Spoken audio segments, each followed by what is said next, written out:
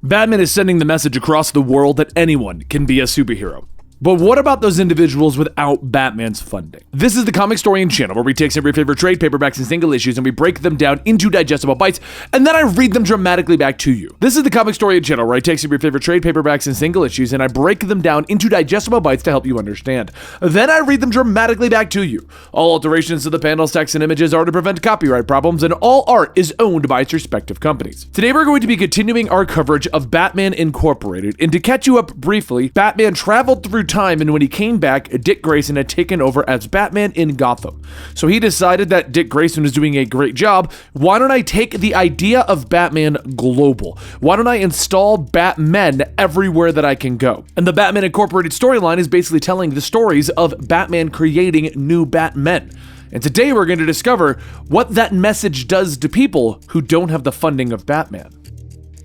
Joe Average calls his meeting to order, explaining to the collection of low-rent villains and thugs that since Bruce Wayne and Batman have decided to expand with Batman Incorporated, he has decided to expand Joe Average and the Average Joe's criminal enterprise. He looks up, introducing them to Nero Nikto, the Night Eye, the underworld's own private investigator. The two criminals get back up to check the big man for weapons. "You guys don't mind if I keep my coat on for the cold, right?" The large man rumbles to them, and they agree, with the Night Eye opening up his briefcase, showing them documentation and photographs. "It's best to see yourself how Bruce Wayne gets away with it," he tells them, and he shows them Exhibit A. It was during a press conference that Bruce Wayne was giving an interview outside of Wayne Enterprises. The reporter leaned in, asking if Bruce fears his own safety from these supervillains that might be targeting him. "I'm prominent and a successful citizen of Gotham. My parents were murdered in the street. As you might expect, security isn't the kind of issue I've ever been inclined to overlook," Bruce explains to her, and he leads them out the front door, explaining that there are many rumors about Batman's true identity and how the world no longer knows how many Batmen there are due to Batman Incorporated. But as they step outside, a van fishtails around the street corner. It screeches to a stop, and several armed, masked goons spring out, with Bruce not even looking away from the cameras. Watch carefully. Criminals used to be afraid that they didn't know where Batman was. Things are different now. I can tell you exactly where Batman is, Bruce explains as he turns towards the criminals. Alfred steps forward, tripping one and tasing another, and the last criminal falls to the ground in fear as Bruce is suddenly flanked by several bat drones. Batman is everywhere, and if he didn't exist, well, I guess we just have to invent him. Outside of the city, Batman and Robin move through the garbage of the city dump, with James Gordon as the rain and wind lash against them. Batman explains that they know that the mayor is trying to frame Gordon for killing a group of illegal immigrants. As they reach the bottom of the garbage mountain, they find Batman waiting there. "This is the hand of Leonard Blott, mob assassin. If you want the rest of them, pay attention to the gulls," Batman tells Gordon, and Gordon looks at them both, knowing the evidence will make his case watertight. "Two Batmen, huh? Who'd believe it? Does the secret badge make me a Batman too?" Gordon asks, flashing his small Batman badge that he keeps hidden under the collar of his coat. "Pretty much. We'll be in touch." Batman nods, and Robin gets their attention, pointing out the signal in the sky. When Gordon turns back, all three of them are gone. "Huh, he's teaching them to do it," Gordon whispers. Back at the Batcave, Batman leads Tim Drake, the Red Robin, downstairs, explaining that he knows that Tim did excellent work while he was away, and that he should be proud of what he achieved. As they reach the Batcave, Tim's eyes widen as Batman explains that his mission will be international. "Meet your fellow members in the Batman Incorporated stealth team," Batman tells him. And before Red Robin stands the new Outsiders: Katana, Metamorpho, Looker, Halo, and Freight Train. "How does Red Robin and the Outsiders sound?" Halo asks with a smile. Later, Batman stands before the members of Batman Incorporated. He looks at them all, explaining that their opponent is on the global stage, an organization known as the Leviathan. He looks at them all, explaining that they are his closest associates. "I owe it to all of you to tell you about my experience when I was lost in time. Maybe this will help explain what I'm doing." So a short time later, Bruce sits before the Bat computer with Dick and Damian standing behind him, watching as Bruce begins to post several different opinions and responses in an online message board. He smirks as he shows them that they will get people talking about Batman Incorporated, but will also have them believing several different lies and theories that are being argued about. They'll be lost in a blizzard of rumor, denial, and misinformation, he tells them. And finally, he stands, telling the two that they need to discuss Leviathan further. He leads them through the Batcave, telling them everything that he knows. And finally, Dick looks at him. Bruce, you saw the future. Everything turns out okay, right? He asks, and Bruce stops for a moment, looking off in the distance. He explains that what he saw is like a dream now, and they finally stop in one of the Batmobiles. But no, not everyone will survive, Dick, Batman tells him. Meanwhile, over in France, a truck screams down the road as the Night Runner follows close on their heels. Hot on the trail of a child slave trade, Circle 1 goon looks into the side mirror, seeing the vigilante leaping across the roofs of the speeding cars, quickly catching up to them. In their meeting, Nikto explains that Bruce Wayne arrived in Paris shortly after his press conference and Batman showed up. Joe Average looks at the photos, marveling at the bloody bodies and wondering if Batman is a killer now. Meanwhile, on the Paris road, the Night Runner catches up to the truck, ripping into the cab.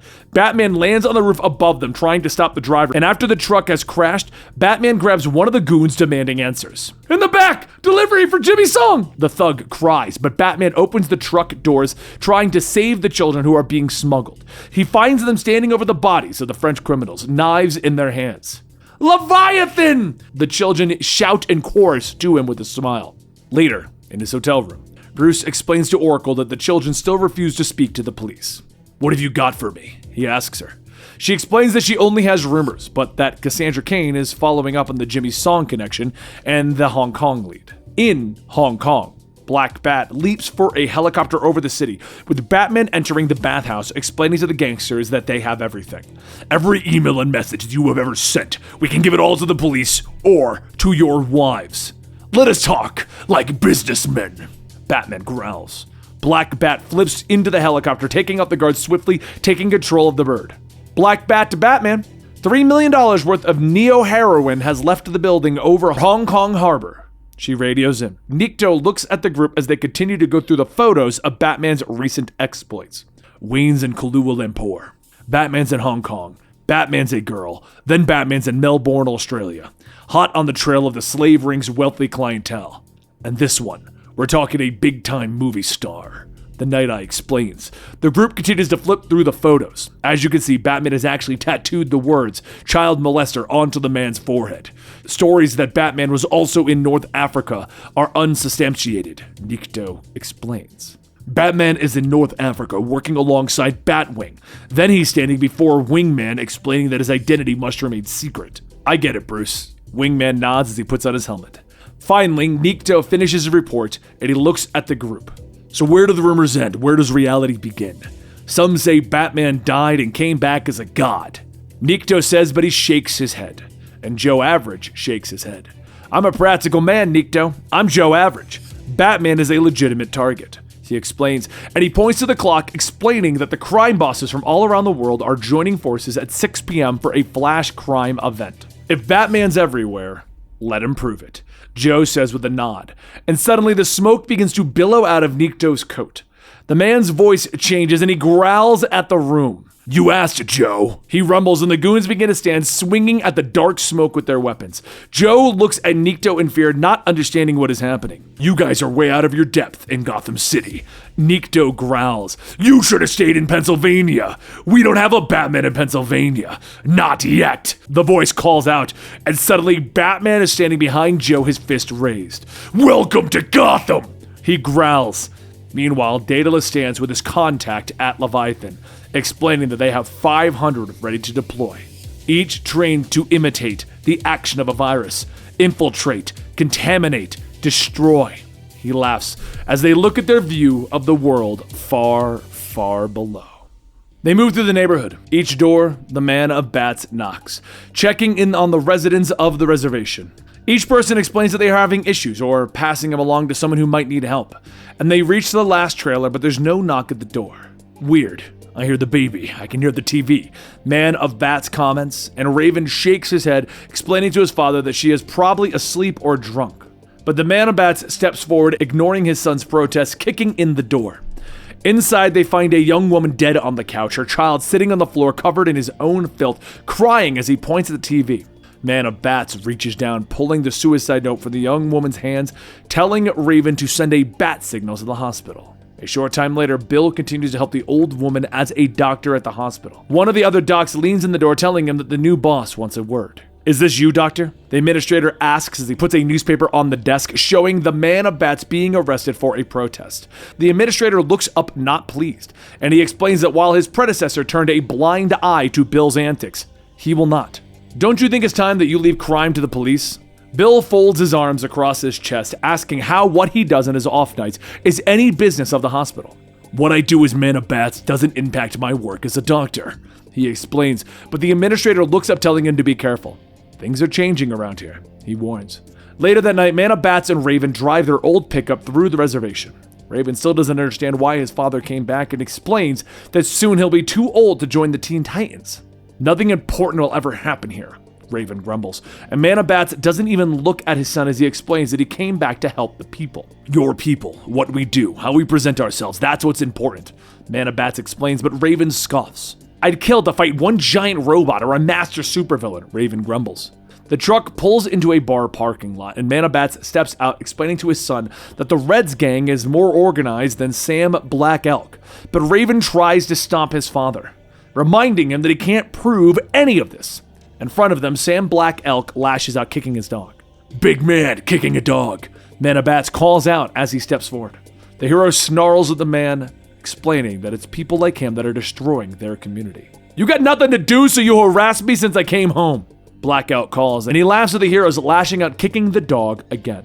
"Superheroes, you two are just dudes," he grins. Man of Bats uppercuts him hard in the jaw, throwing him against a nearby truck, and Raven turns away. "That's it!" he shouts as he storms away, but Man of Bats isn't done. He advances on the young man, telling his son that he is a dealer, and he begins to rifle through the man's pockets, pulling out a bag of strange pills. Raven tries to stop his father as Sam Black Elk pulls away, screaming assault, when suddenly the parking lot is full of flashing police lights. "He is a known crack dealer," Man of Bats tells his son, and the cops step forward, demanding to see the evidence that Man of Bats has. The hero hands it over, but when the cop tastes it, he just slips it into his mouth with a smile. "Well now, I guess we must be making crack cocaine into chewy spearmint flavors these days, Dr. Great Eagle." "Doc, you just beat the teeth out of a homeless man," the cop says, and Man of Bats looks at the officer, knowing that he is a replacement for an old friend of the duo's. He tries to explain that something is going on the reservation, and turns to Raven, asking his son to help. But the teen, he shakes his head, and he removes his helmet. "You're on your own, Dad. Why is it that everything's more important than your family?" Raven asks his father, and he turns back to the truck, telling his father that he can ride with the cops. As the cops begin to arrest Man of Bats, the hero calls out to his son, "Come on! Where would Man of Bats be without his little Raven?" A short time later, Charlie stands outside of the Batcave. The truck barely made it home, and he sits smoking in the driveway as Charlie explains what happened to the family horses. Charlie shakes his head, moving to the Batcave shed, knowing that he's reached the end of the road on his superhero career. "I've heard about the suicide race. 5 miles on a horse over rough terrain, celebrating the anniversary of Little Bighorn. You've won that race 3 years in a row." A voice calls out of the shadows, and Charlie turns to see the flapping cape of Batman standing there. The two head into the shed, looking around at the different souvenirs that Man of Bats and Raven have collected over the years. "You don't have much time. You've been targeted by Leviathan agents. I suggest you remove anything of real value before we go," Batman explains, and he looks at the various souvenirs. "It doesn't take millions, does it? The idea works. Batman on a budget," he whispers, and Raven puts back on his helmet.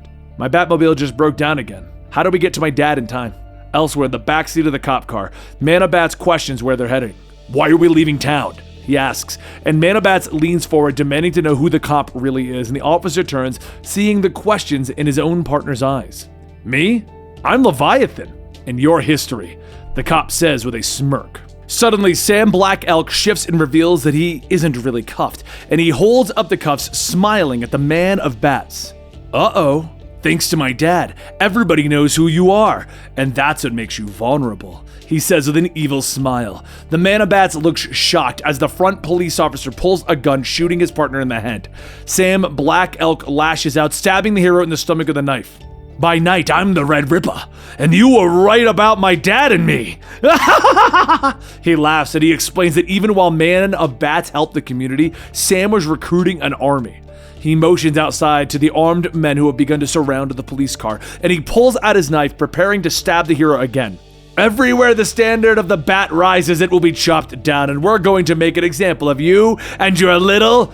But Man of Bats lashes out, grabbing the man's arm. Oh yeah? When does that begin?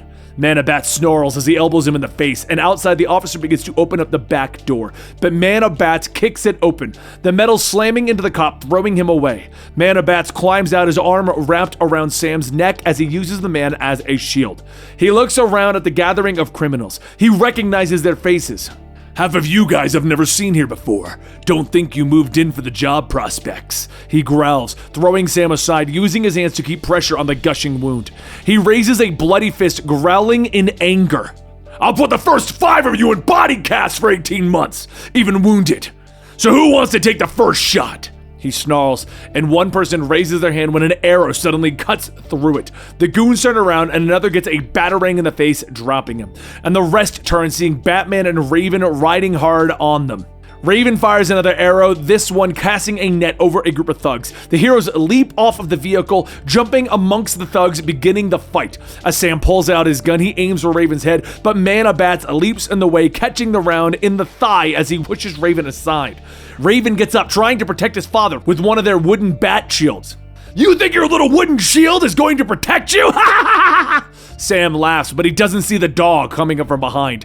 Out for revenge, the animal leaps out, biting the man in the leg. Raven rushes forward, slamming the wood shield into Sam's chin, knocking him down, and then he rushes back over to his father, but Man of Bats shrugs off his concern. You don't think I had it worse in Iraq? Just need to keep applying pressure before I pass out. Man of Bats instructs his son. As the headlights begin to show in the darkness, more cars begin to arrive, and Man of Bats looks up at his son, promising that he was never trying to hold him back from his dreams of being a superhero. Pressure! I said pressure! Is that supposed to be pressure? He suddenly snaps, but Man of Bats begins to slip away, going into shock from the blood loss. As the cars begin to arrive, Sam gets back to his feet, pulling out his pistol. He aims, firing several rounds into Raven's back. Hail, Leviathan, he snaps. When suddenly members of the community get out of their cars, grabbing Sam from behind, hauling him away, explaining that they don't want his kind around them. Batman crosses the field, checking to see if Raven's alright, but the teen struggles to his feet, explaining that he and his father have this taken care of. Later, Charlie sits across from his father as they continue the blood transfusion. Charlie gets up, walking down the hospital hallway with Batman, explaining that he had to put on an old bulletproof Ghost Warrior shirt that they kept in the Batcave. Guess it really does repel bullets. He laughs, and Batman nods. He explains that he's here to find a way to fight against Leviathan. I need your help. Incorporated can supply you guys with vehicles and equipment, Batman explains, but Raven shakes his head. He tells Batman that whatever he gives Man of Bats, his father will give back to the people. We can handle this our way, like we always do. Raven tells the Dark Knight, and they step outside with Batman heading for his helicopter. It's open season on bats. Welcome to the front lines, Raven.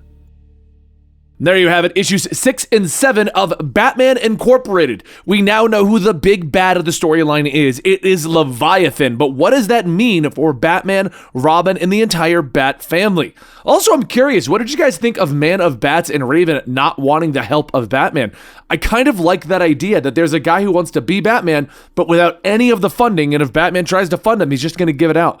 Let me know in the comments down below. And guys, and don't forget, this story was voted on by our Patreons. If you want to become a mini producer here at Comic Storian and help decide the direction of the channel, please consider going to our Patreon, patreon.com/comicstorian, and signing up for the mini producer tier. But at the end of the day, if you just watched this video, you're awesome, and thank you so much for your time.